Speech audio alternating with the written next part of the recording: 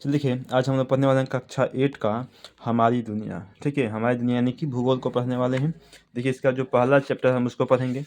पहला जो चैप्टर है आपका वो है कि संसाधन। इकाई 1 है संसाधन है। ठीक है, देखिए संसाधन क्या है, सबसे पहले देखेंगे संसाधन होता क्या है, यानी संसाधन क्या है। देखिए पढ़ेंगे कि मुख्यमंत्री बिहार दर्शन योजना के अंतर्गत इस बार शिक्षक ने बच्चों की सहमति से 2 दिवसीय भ्रमण कार्यक्रम बनाया। नियत समय पर सभी बच्चों बस पर सवार हुए और चल पड़े अपनी मंजिल की ओर। रास्ते में मिलने वाले खेत, पेड़, पौधे, पहाड़ सभी पीछे छूटते जा रहे थे। रास्ते में बोर्ड पर सलमा की नज़र पड़ी। उस पर लिखा था, संसाधन हमारे धरोहर है। देखिए यहाँ पर आया लेकिन मतलब जब लोग सभी बच्चे जो बस में बैठकर सवार होकर जा रहे थे, तो रास्ते में मिलने वाले जितने भी पेड़ थे, पौधे थे, खेत खलिहान था, पहाड़ था, सब पीछे के पीछे छूट रहे थे। हम और ये बच्चे जो है आगे निकल रहे थे। तभी क्या हुआ कि रास्ते में एक बोर्ड पर सलमा की नज़र पड़ी। उस बोर्ड पर लिखा था कि संसाधन जो है हमारे धरोहर है, इनकी रक्षा करें। कि संसाधन हमारे धरोहर है, संसाधन की रक्षा करना चाहिए। तब सलमा सोचने लगी, संसाधन क्या होता है। तब सलमा के मन में यह प्रश्न उठा कि संसाधन आखिर होता क्या है। संसाधन अगर हम सबसे पहले कि जानेंगे संसाधन होता क्या है, तब ना हम संसाधन की रक्षा करेंगे। हमें संसाधन के बारे में पता ही नहीं रहेगा, तो फिर हम संसाधन की रक्षा कैसे कर सकते हैं, नहीं कर सकते हैं। ठीक है, तो हुआ उसने बगल में बैठे गोविंद से पूछा। ठीक है, देखिए यानी कि सलमा के बगल में एक लड़का बैठा था, जिस लड़के का नाम था गोविंद। ठीक है, तो सलमा ने गोविंद से पूछा, यह संसाधन क्या होता है। सलमा गोविंद से पूछती है कि संसाधन क्या होता है, इसलिए पूछती है क्योंकि सलमा को नहीं पता होता है कि संसाधन क्या है।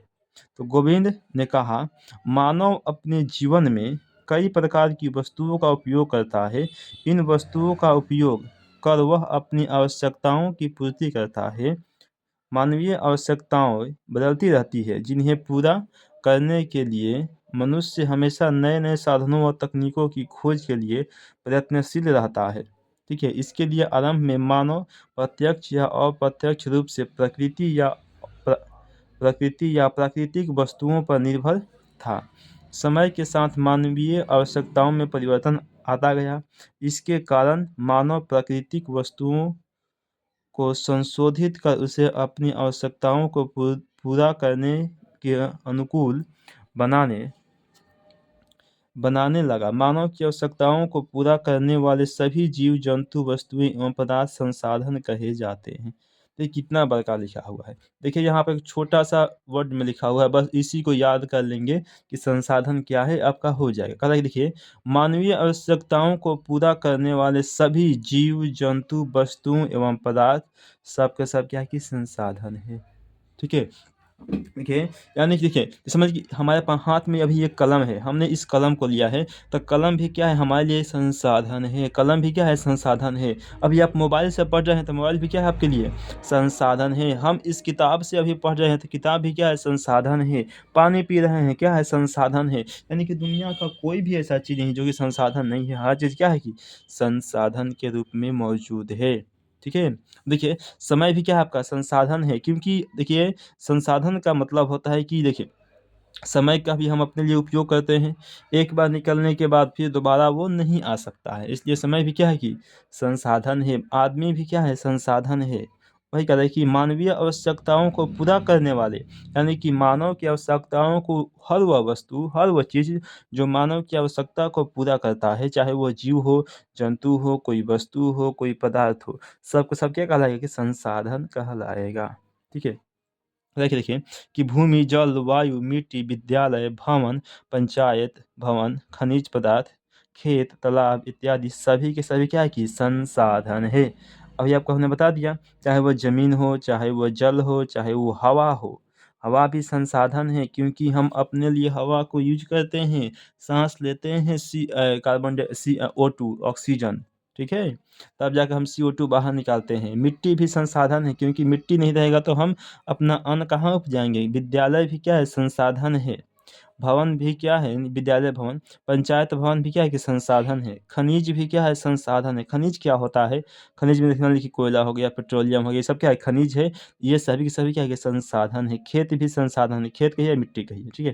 देखिए, सलमा बीच में बोल पड़ी, तब तो सभी वस्तुएं संसाधन है।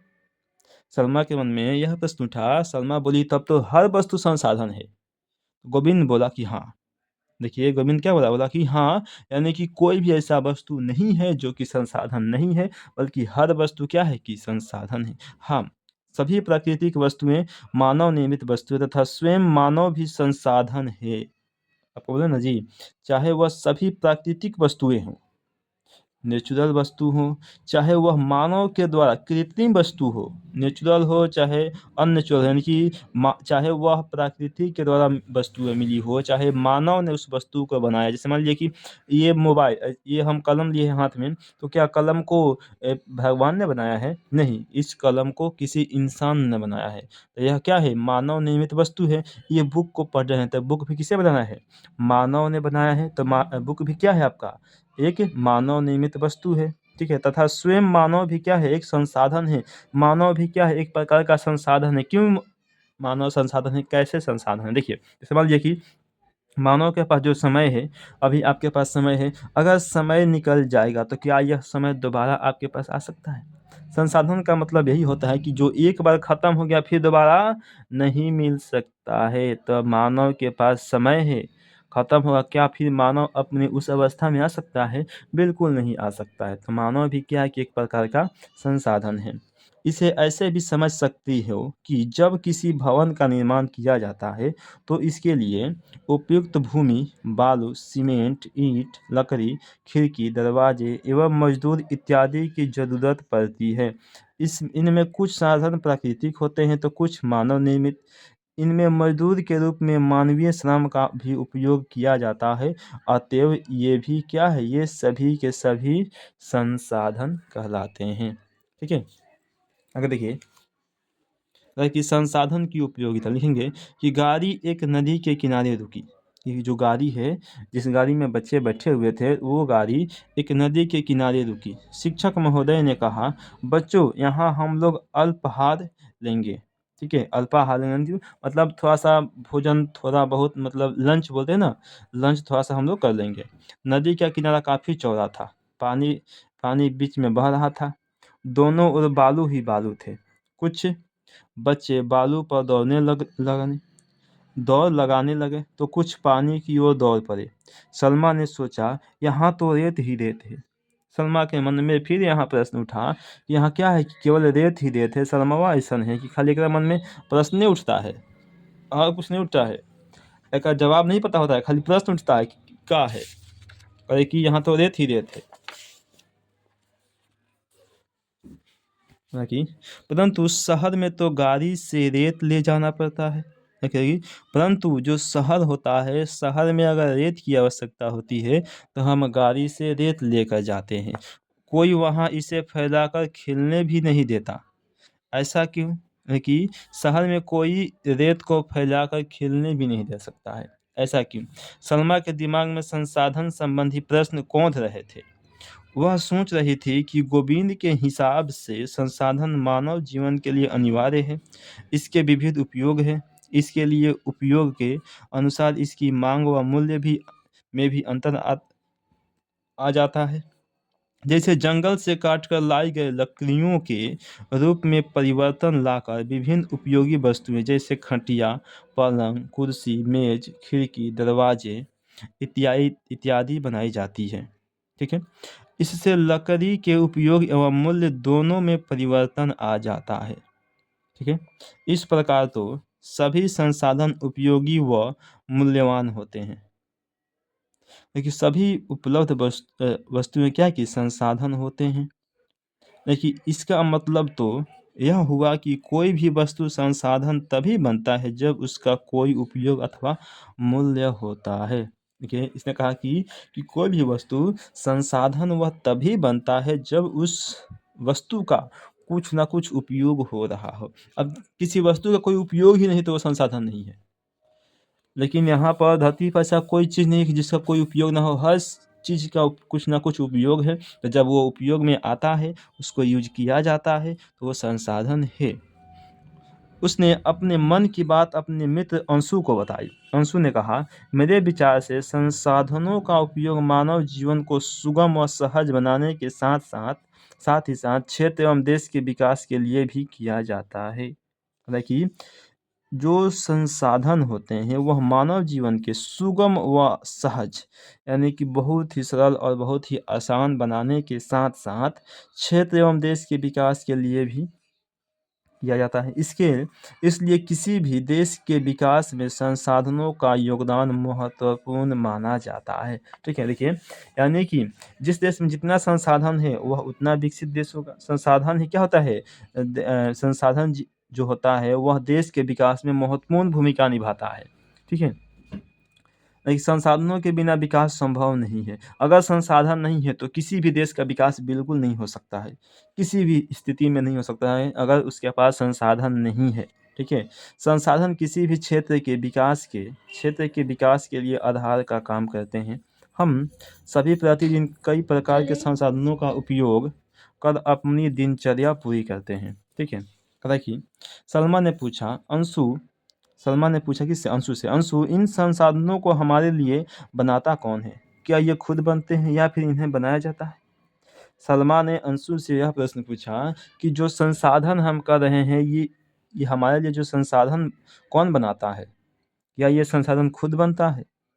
अंशु ने कहा, हम किसी भी चीज़ को अपनी आवश्यकता अनुसार संसाधन का रूप दे सकते हैं। जैसे नदी या मरुस्थल में पड़े बालू को जब वहां से उठाकर निर्माण कार्य हेतु गांव या शहर में लाया जाता है, तब इसका उपयोग और मूल्य दोनों बदल जाते हैं। समझ लीजिए कि हमने मरुस्थल से बालू को उठा लिया, मरुस्थल में बालू का कोई मोल नहीं है, वहाँ बिल्कुल ऐसे ही पड़ा है। लेकिन जब मरुस्थल से बालू को हमने उठाया और उठाकर गांव या शहर में लेकर आए, तो गांव या शहर के लोग क्या हो गए, वहाँ से वहाँ पर तो बिल्कुल इसका कुछ नहीं था, लेकिन जैसे ही गांव या शहर में आया, उसका रेट हो गया, उसका भाव हो गया, उसका मूल्य हो गया और वह संसाधन के रूप में हो गया। ठीक है, कहा जा सकता है कि संसाधन होते भी हैं और मानवीय ज़रूरतों के अनुसार निर्मित भी किए जाते हैं। ठीक है, कि संसाधन जो होते हैं, कुछ संसाधन होते भी हैं और कुछ संसाधन बनाए भी जाते हैं। ठीक है, कि गोविंद ने दोनों का आकर नाश्ता करने को कहा। गोविंद ने दोनों को आकर नाश्ता करने को कहा। सभी बच्चे नाश्ता किए। ठीक है, चलिए हम अब इसके आगे संसाधन के जो प्रकार है, आपको हम अगले वीडियो में संसाधन के प्रकार को बताएंगे जितना भी होगा। ठीक है, और जैसे ही ख़त्म हो जाएगा, समझिए कि सब खत्म होगा ना, तो इसे ख़त्म हो जाएगा तो हम आपको क्या करेंगे कि इसका देखिए ऐसे जितना भी है ये सब आपको बता देंगे। सब आपसे ये देखिए, ये बन जाएगा आपका, जितने प्रश्न हैं हम आपको बता देंगे, वैसे ये बन जाएगा आपसे कि इनमें से कौन एक प्राकृतिक संसाधन है। अभी आपको ये शायद अभी नहीं बताए हैं। ठीक है, बताएंगे ना तो आपको ये बन जाएगा प्राकृतिक संसाधन। अभी आपको यहाँ पर पढ़ना है। ठीक है, ये पढ़ाएंगे तो आपको सब समझ में आ जाएगा। ठीक है, और इसका जितना भी प्रश्न उत्तर है हम सब आपको बता देंगे। ठीक है, चलिए, ओके।